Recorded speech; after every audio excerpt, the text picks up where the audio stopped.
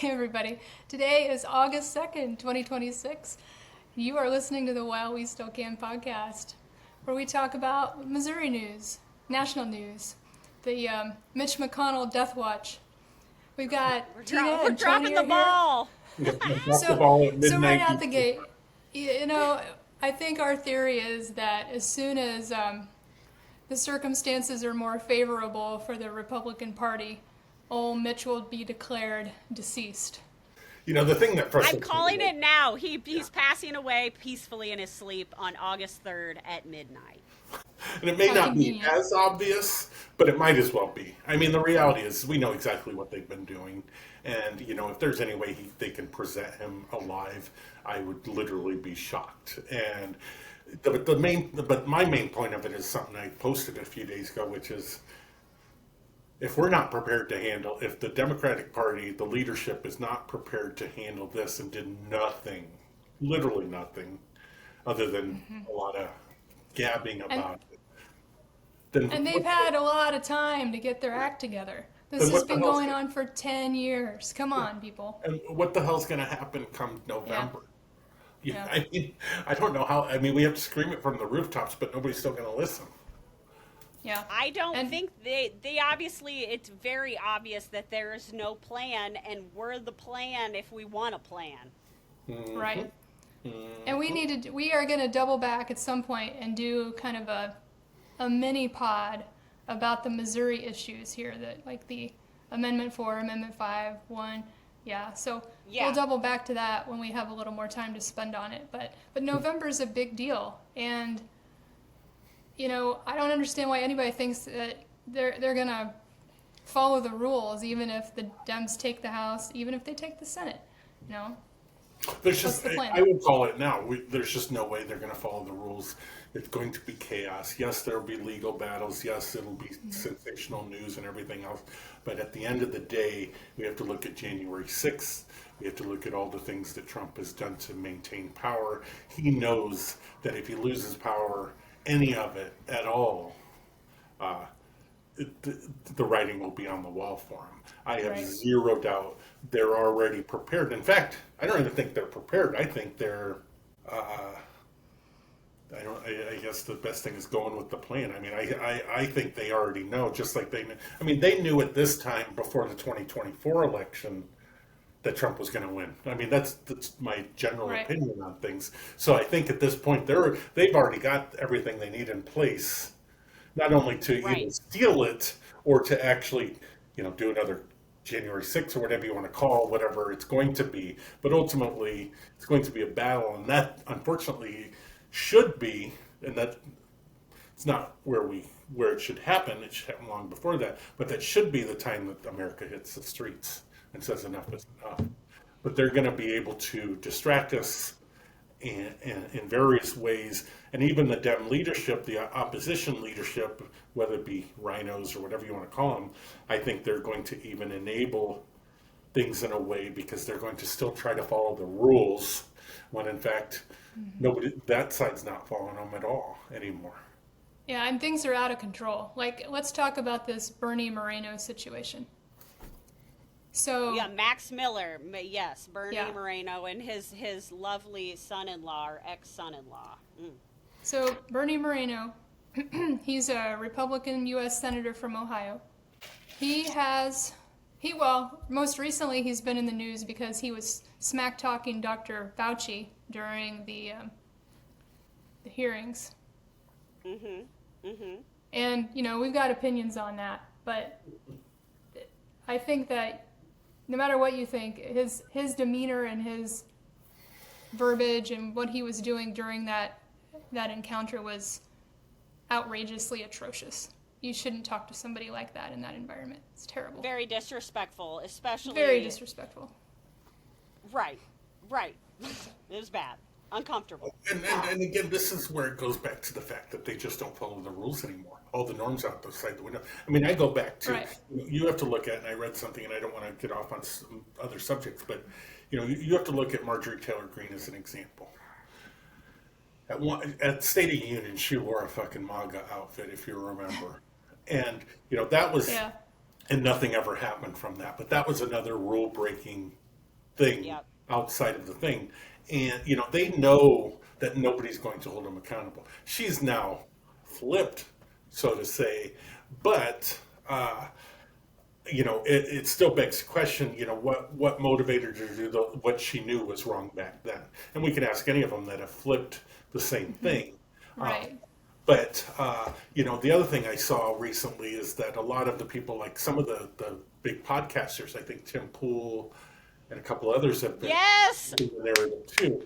And what I saw was one of the reasons being is Russia ran out of money. Yes, absolutely. That's the key. Oh yeah, I didn't think about that. Yeah. No, dude, But- Tim Pool was on Twitter the other day, and he was like, Yeah. Russia is pretty bad. Ukraine, I was wrong. And all of his supporters are in the thing. I'm like, they're like, fuck you, bro. And it's like, ugh. That's what you get, brother. No Yeah. one likes you. They only liked you because they wanted to hop on your train of Right. hating the same people. They The never gravy really liked train. you, bro. They never liked you. Russia never liked you. No one likes you. Mhm. Which Sorry. brings us back to Moreno, because his son-in-law, okay, for those who haven't heard it in the news, his son-in-law's name's Max Miller, and he's running for some office that I don't recall. It He's turns Ohio out, Congress, I think. okay, so of course he's been endorsed by Moreno because he's his son-in-law. But plot twist, Max Miller is a domestic abuser, which I think is well documented. We don't even have to say allegedly. And Well, I so- don't think he was prosecuted yet, so I do Oh. think we have to say allegedly. Okay, allegedly. But there is multiple. This is not just his ex-wife, because it just came out that there is reporting about him dating Stephanie Grisham, which Oh, Stephanie interesting. Grisham was Melania's best friend. Yeah. So, Yeah. So here's what she Bernie dated him. Yeah. Okay, that's an interesting crossroads. Plot But twist. so what he said on Twitter today, Bernie Moreno, he says, as a father and husband, I can tell you the last 2 years have been pure hell for my wife, Bridget, our daughter, Emily, me, and our entire family in the aftermath of Emily's divorce. It has been horrific to watch this play out in full public view, all while knowing an innocent 2-year-old girl is caught in the middle. Our priority has always been protecting our daughter and our granddaughter. Out of concern for the safety of my family, I hope to keep this matter private, but Max Miller's increasingly erratic and dangerous behavior has made that impossible. As he has admitted privately, Max Miller needs serious psychological help. He is a danger to my daughter, and I hold my breath every minute that he has custody of my granddaughter. So you're telling me the guy that's writing this, and today, let's see, that was dated 6 hours ago. He was okay to endorse this guy fairly recently, though. well, and that's, So- yeah. So tell us what's changed. Tina, are you up on what's changed here? Well, according to Max, so we know that everything that happens is because of blackmail in some sort of way. People are not doing anything on their own volition anymore. It's all blackmail. Allegedly. But apparently, well, okay, Max Miller is basically telling his ex-father-in-law to shut the fuck up. You want to talk shit on me? Well, I have your Grindr account, and all of these men that you have His solicited. Grindr account. Yeah, a lot of gay soliciting, essentially, which we don't care. Like I said, poke a butthole. I love that for you. It's just the But hypocrisy. absolutely, if I can't do it, you can't, brother. Okay, so Well, the hypocrisy is one thing, but let's go back to the actual issue with his daughter and granddaughter. I appreciate the statement that took him forever to come out with. Yeah. That's fine. Forever. About time. But to me, it's not strong enough still. I will kill that motherfucker for laying a hand on my daughter or my grandchildren, and every other person that does the same thing should feel that same wrath from their Yeah, not endorse him for freaking Yes. Congress. Exactly. well, and I also believe that this came out the same morning because yesterday Max Miller came forward on all these social media platforms that he's on and was like, I'm making a statement tomorrow at 2 p.m. So Bernie must have been like, oh, fuck, I got to get this out because I'm getting reamed on the internet anyways Well, but he for made being a it clear. shitty dad and grandpa. Well, that was on Grindr. Yeah, you're right. It took me a minute, sorry. But this wasn't out of his own. It didn't seem organic, or it Yes. would have already happened. It should have happened. Yeah, like, I'm done with politics. I'm going to jail for this. Like, but Max was like, hey, I know about your proclivities, and I'll tell your wife. And that was more important to him keeping quiet than what he is saying in that post, is what it's looking like. Yeah. So when they tell you that they care about women and children, they absolutely do not. Well, And yeah, this, we could and we yeah. could spend an hour talking about all the different ways that they've thrown women under the bus. But they, Come on. okay, they love children. My bad. Yeah. And Grindr. Sorry. And But I also do, we know that when someone is an abuser, it's never just one time, okay? And we have the cycle of abuse.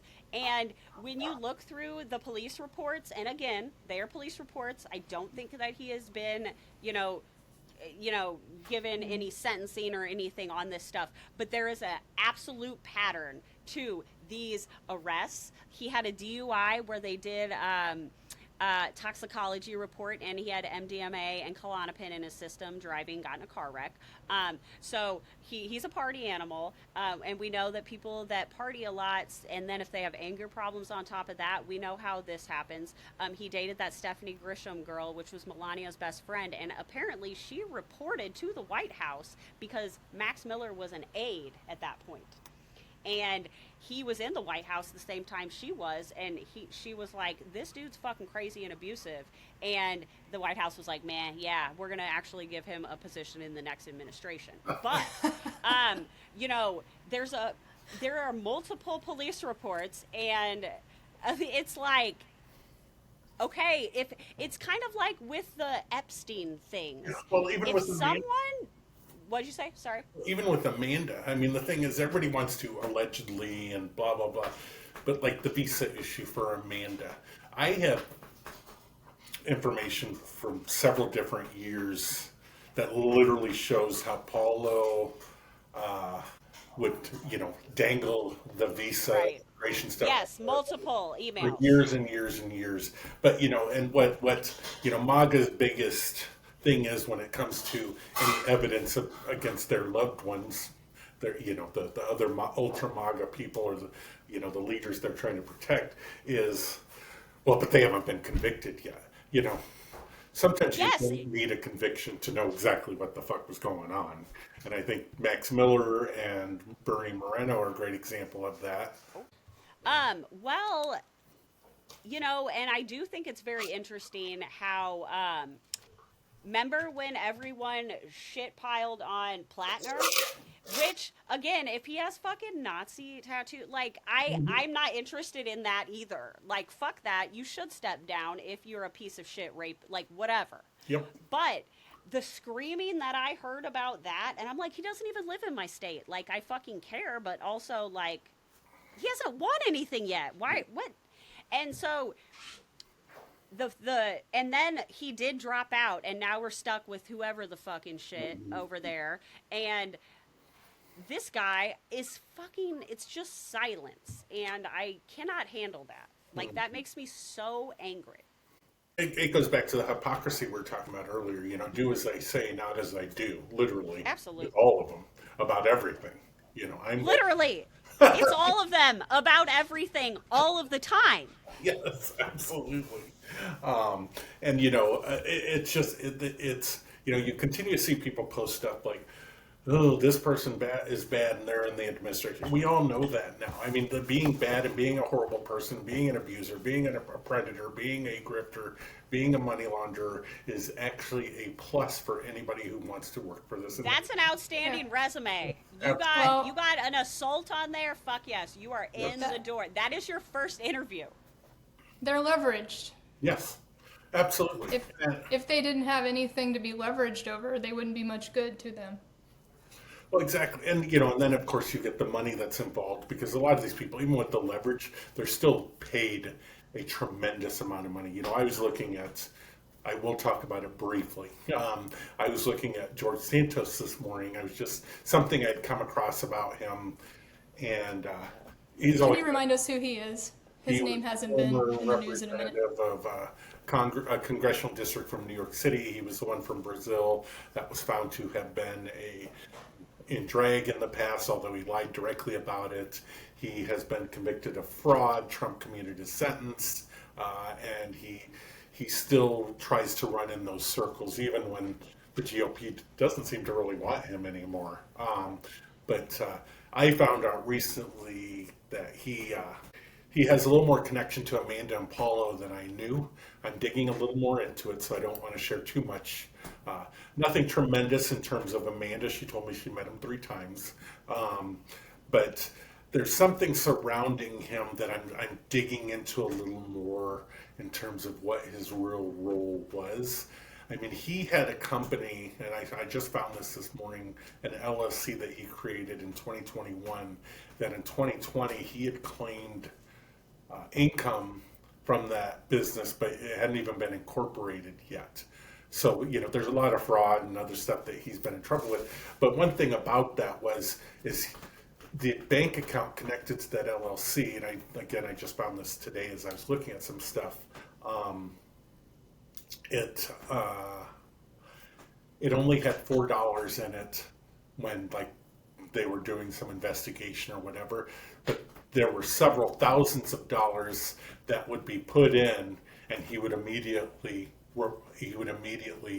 take out of it. So there was this money, this mysterious money that was coming from somewhere that was being deposited, and he just pulled it out of it. And that's kind of got me into and again, I don't want to reveal too much before I'm able to dig a little more, but that got me into looking into some other things that I'm aware of, like the fact that, there was an article several months ago about Brazil being kind of a hub that Russia uses to send citizen spies to, and they changed their identity as Brazilians, turning themselves into Brazilian citizens, and then they farm out to different parts of the world to do spy stuff.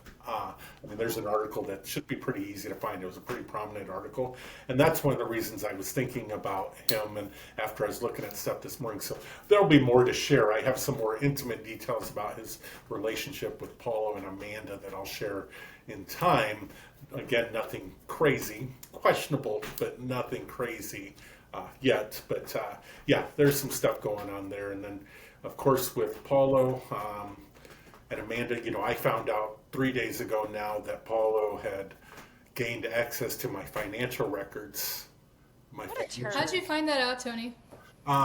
Amanda shared it with me. Scott Nathan actually is talking to Paulo because he's trying to have him on his podcast, and he's been kind of conversing with Paulo and asking him some questions. So Paulo brought me up and my financial history a little bit, and he also brought up, he was talking shit about Becca Day as well. I'm aware of that. So, Paulo's crazy. I'm not worried about any of that. But as far as I'm concerned, from what I could tell, him gaining access to that information is illegal. Sure. And what is he, there's fucking no reason a he credit should have report access to person? Is he giving you a credit card? Why the fuck is he in your shit? Yeah, and how did he gain access is the other question. You have to have social security numbers and stuff to be able to look for stuff like that. So I would imagine, there's some illegal access occurred that granted him. But fortunately, and as you all know, because since the beginning of our relationship, on this show, my 2 eggs. Yes.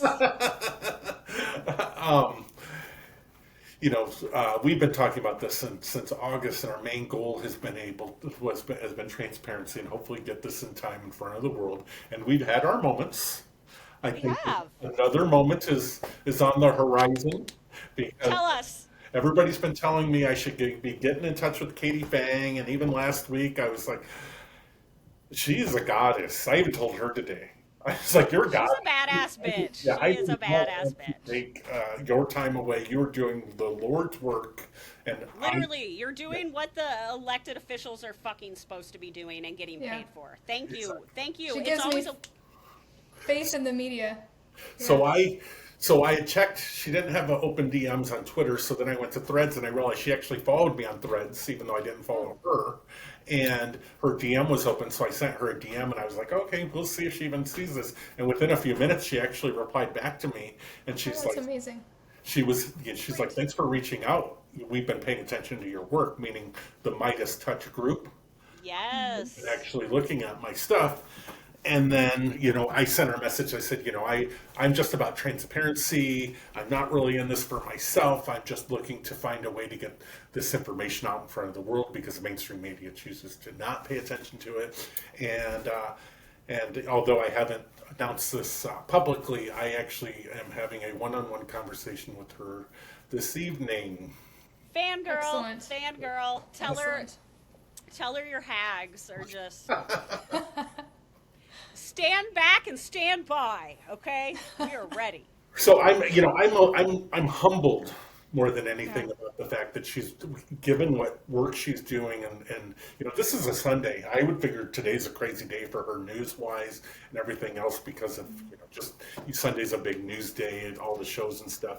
And I'm like, so for her to actually have the time, take the time, and want to speak with me, I'm truly humbled and honored, and I hope that I can give her information that allows us to do what we want to do. And for people that aren't familiar with it, she has a very significant lawsuit going on right now.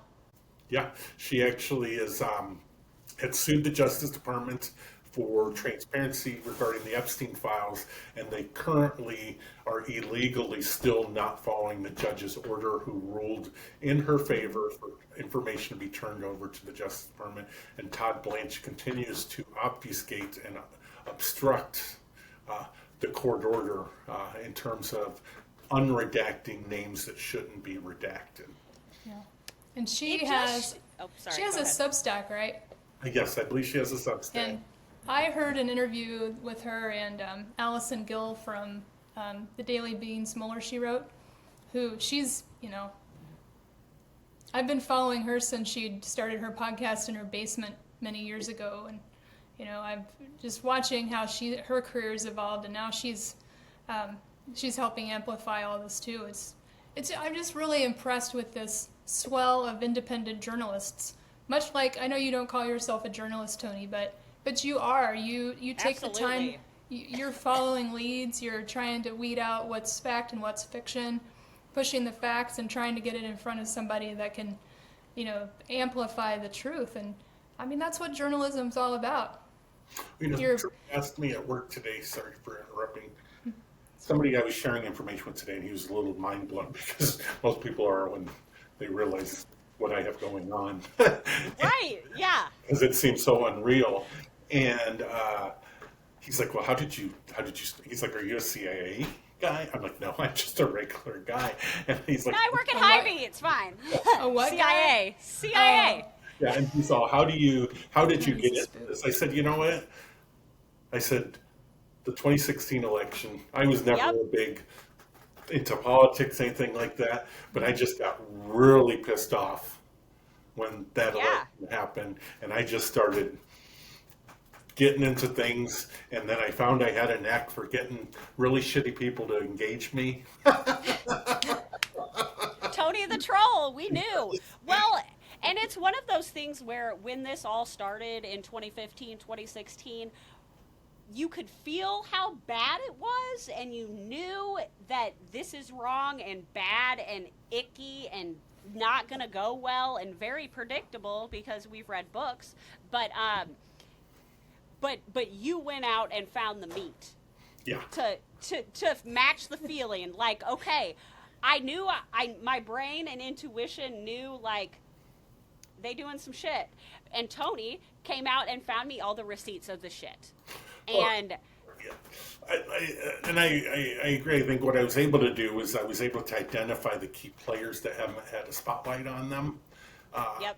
And I was able to spend months, years researching, developing, and even engaging with them. Yeah. I mean, the people I talked I to. dare say it's been a decade.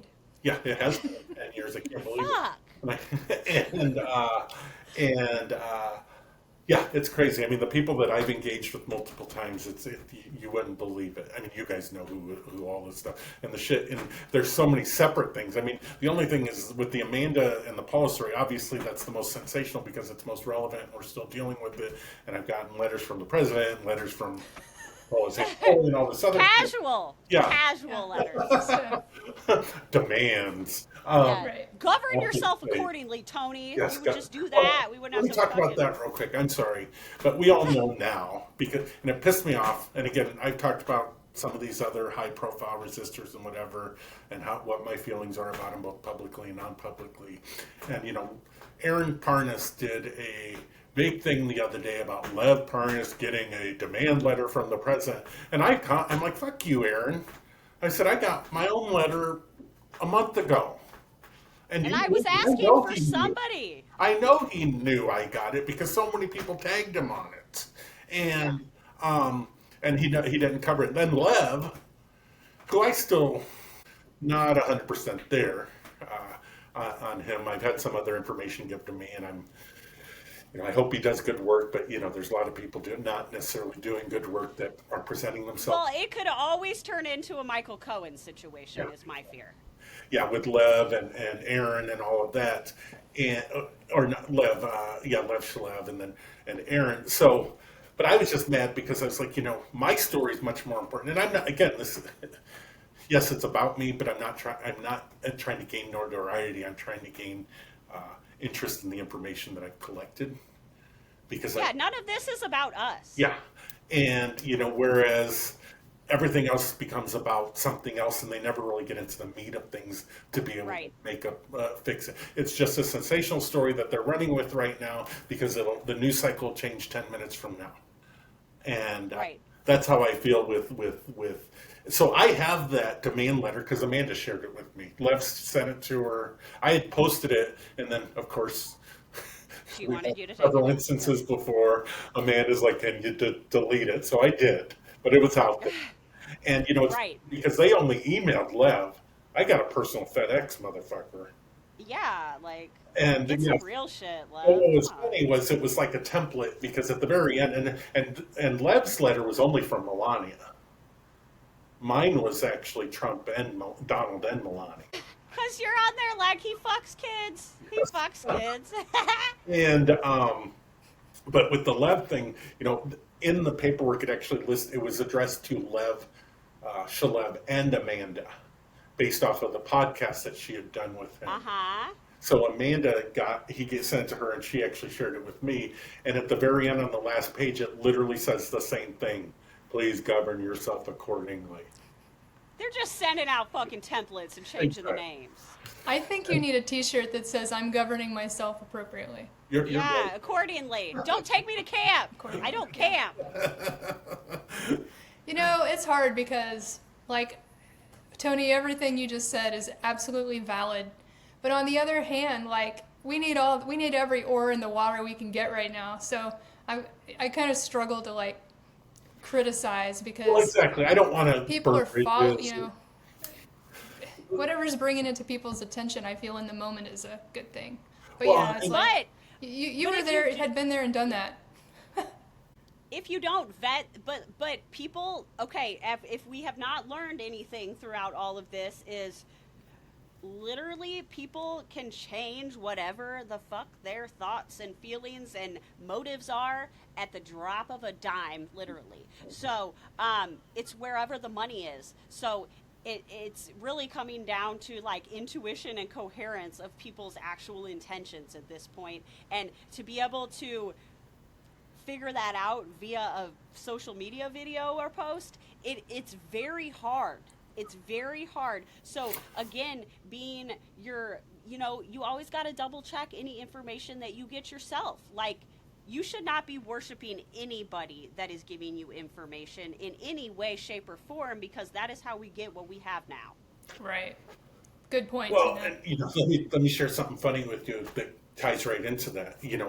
Everybody's attention spans are so short. They're pitiful. Get proper information. Sometimes they only look at the beginning of it. And a great example of this that I think you'll appreciate that I haven't even posted about yet is the fact that last night Victoria Great, tagged me on TikTok and commented on Aaron's video on TikTok about Jed Shalev's uh, uh, demand letter. And, because at the beginning of the video, he says, oh, an American citizen, blah, blah, blah, got a demand letter from the president. He didn't identify Zev Shalev. And that's all Victoria listened to. She didn't watch the whole thing. She thought it was about me. That's why she tagged me. I see. Her Yeah, social media it's true. presence has been very, very light recently for various Yeah, reasons that we could speculate. that's a She maybe needs to go heal a little bit. I guarantee she's had a fucking traumatic ass life. I can't even, but maybe she's not helping the situation, so tap out.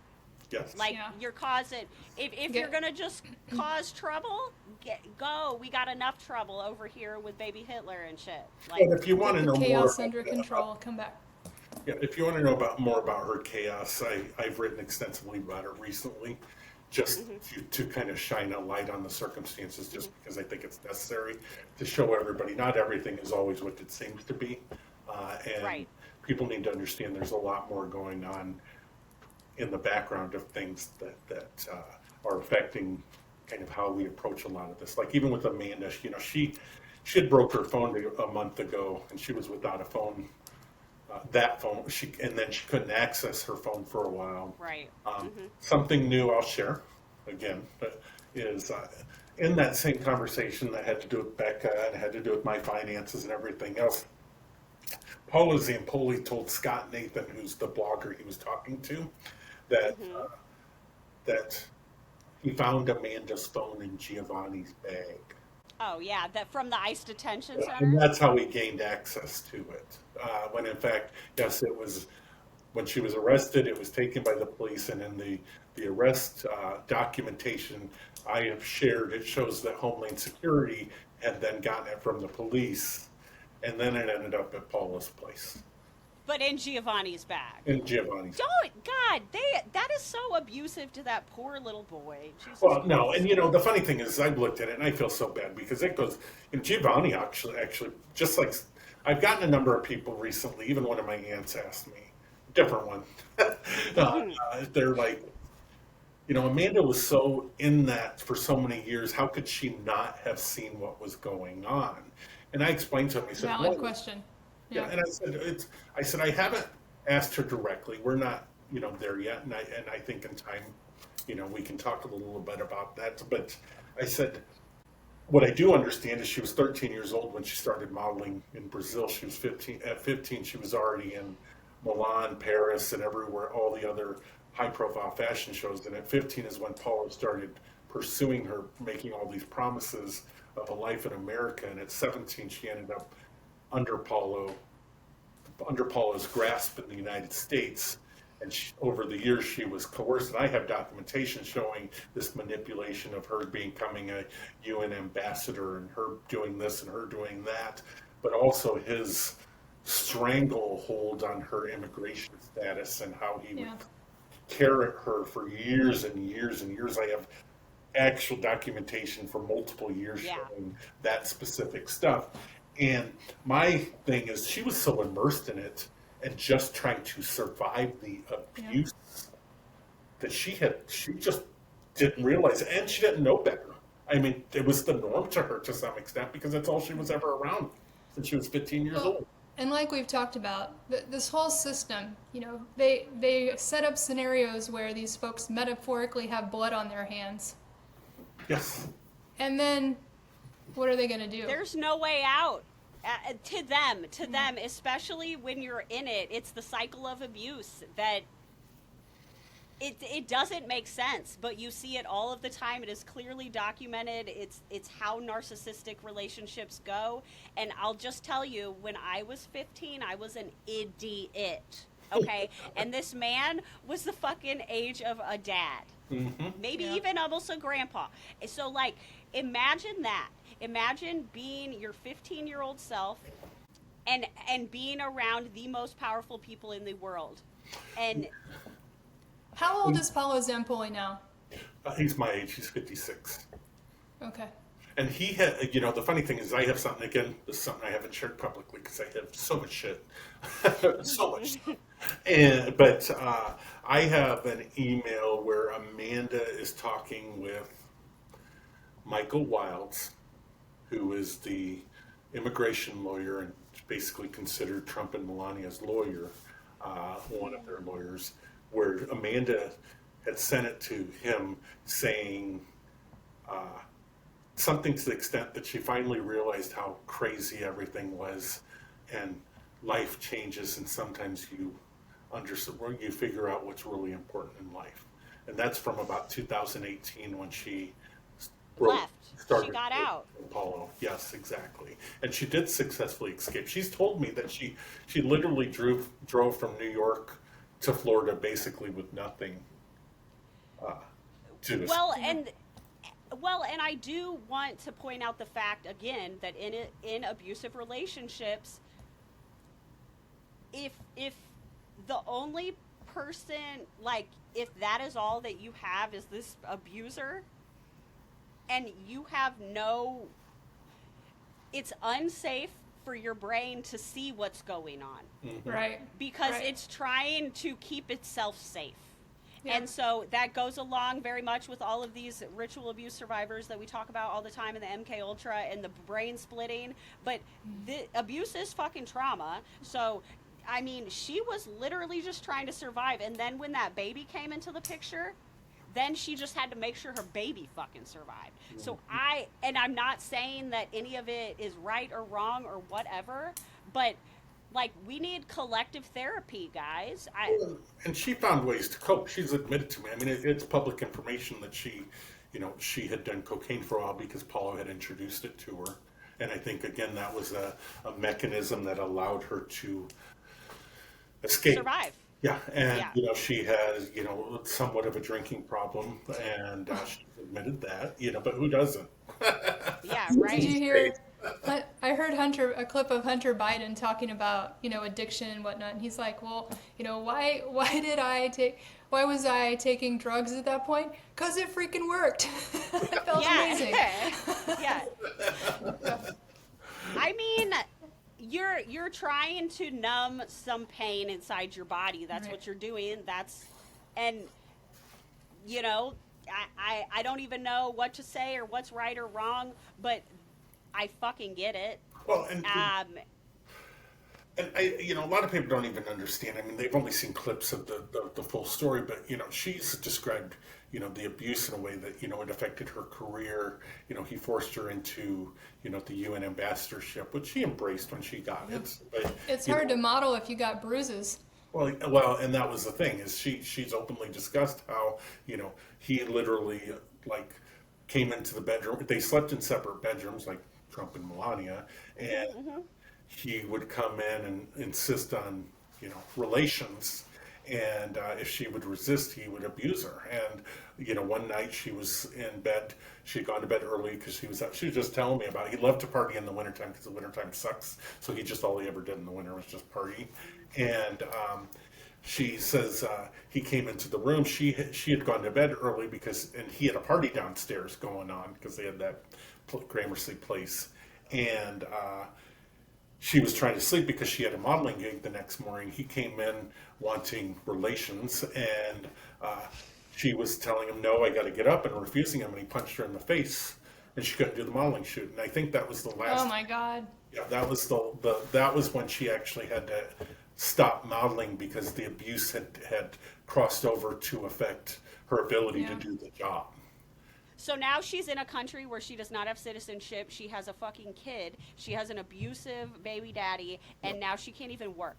And they're required to go, literally required, she felt, to go to every event that they were invited to at the White House or Mar-a-Lago, which they did, which is, you can see it on Instagram, going back decades. That's a lot of fucking pants to put on. And it's the I same ain't thing trying with, to do all that. Well, it's the same thing with poor Gio.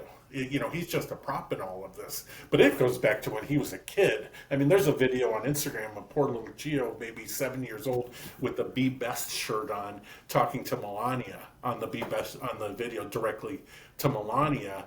And it's just, and when you read these emails, it's so fucking annoying. I can't stress that enough.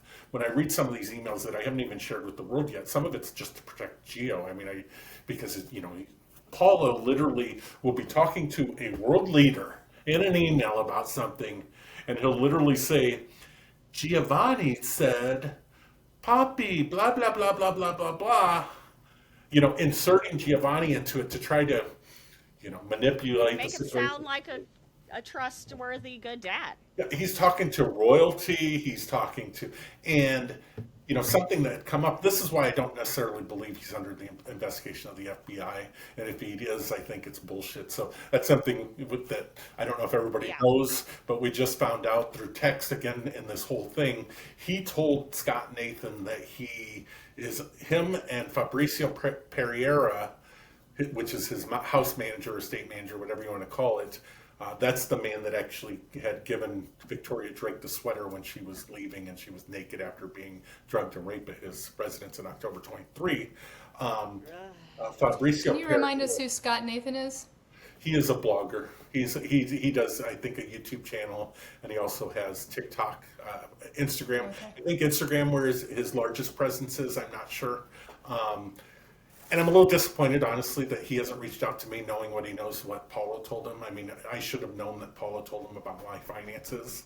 Yeah, to get the other side of the story. Yeah, and I'll at some point address that directly with him, but I don't have a relationship with him. But I've got bigger fish to fry right now. But so this Fabrizio Pereira and Paulo Zampoli, along with the grooming of poor little Gio and everything going on there. Pereira has been his house manager and his confidant for 30 years now. He knows. He knows all the dirt. Yeah, and I have indications in some of these emails that show that Fabrizio tried to help Amanda at times. So I mean, I'm not throwing everybody on the bus as evil people. But he's also been involved in some serious shit, and I'm digging into some of that too. Amanda. You knew and you didn't say something. Huh? And you knew and you didn't say something. He enabled. Is what it is. And that is how all of the things keep happening because so many people know, and no one does anything. Because they're gaining money. I just no, I can't share that. I'll tell you guys offline. I have something else that I just found out too, but we'll save that. Well, I feel like that was a pretty good little synopsis of the fucking weekend or whatever. But Tony is going to talk to Katie Fang. Yes, so. I'm talking to her tonight at 8 Central. It's not an interview. We're just going to chit chat. I'm not sure what information we're going to start with, so I'm just going to go with the flow. Sure. That's Tony's Encyclopedia Britannica. I get into it, and I did this happened at work today, and my mind goes a million miles an hour, and I'm just trying to get as much information out as possible because I got somebody's ear, and they're just kind of like doe-eyed, like, I can't believe this is all true. Yeah, I'm like, fucking look it up, Well, and they're like, There are people, like you say, Tina, there's a lot of people out in the world that have never heard of any of this stuff, that the media they consume, they're still not even sure, like, what the big deal about January 6th was. It's because of the media they consume. Yes. Yeah. Yeah. That's exactly. And, until we're able to get people to realize that the current mainstream media has no...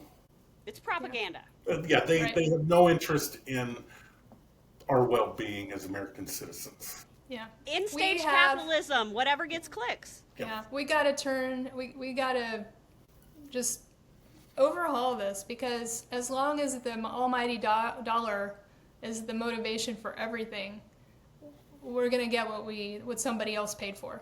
Mm-hmm, mm-hmm. Well, exactly, and I think with independent journalism, and that's what I'm hoping. Katie Fang, I was reading up on her earlier. She was she had a show on MSNBC, and Uh-huh.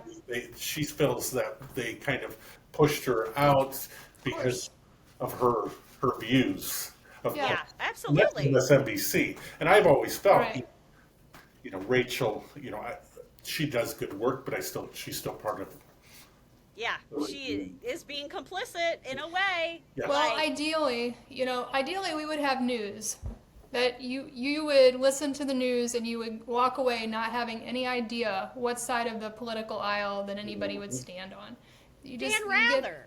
you get the facts, and we are left to make up our own mind how we feel about those facts. Those days are long gone. And as we've talked about before, I personally feel that changed with cable news back in the 90s, because it used to be the news would go off the air at a certain hour, 10 o'clock, 10:30 after the late night stuff.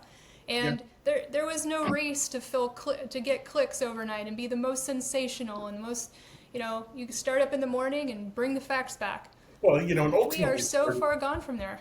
Well, it started Yeah. with headline news, 24-hour news. They ended up having Yeah. to, fill in. You're exactly right. And then we had reality TV, which is anything Yeah. but. This all happened in the same time frame over the last 20, 30 years. So let's Right. just mesh it together Yes. and make it the fucking news. Yes. Hell Yeah. yeah. So, the ladies. Well, it's like the Inquirer. It's like that's what the news is now. Like the National Enquirer, the Globe. Remember those Yeah. magazines that my Yeah. dad would yell at my mother for buying, and then I could hear him in there crinkly in the fucking magazines while he was sitting on the toilet. This was before phones. He loved the Star. Okay, Oh, yeah. he knew all the dirt. Okay, all right. Well, I feel like Yeah. that's pretty good. We should probably wrap it up here. We'll wrap it up, and then we'll look forward to hearing back about how the week goes. I still would really like to do a live sometime. Absolutely. And I thank everybody who's still listening. Thank you so much. We appreciate you. And if it makes a big difference for us if you can follow us, and especially on YouTube, subscribe, do all the things, and reach out to us if you have any thoughts or feedback. Or strings to pull, because we have a lot of time to look into it. Okay. All right, All right, guys. then. We'll talk to you later. See you Bye. guys. Bye, everybody.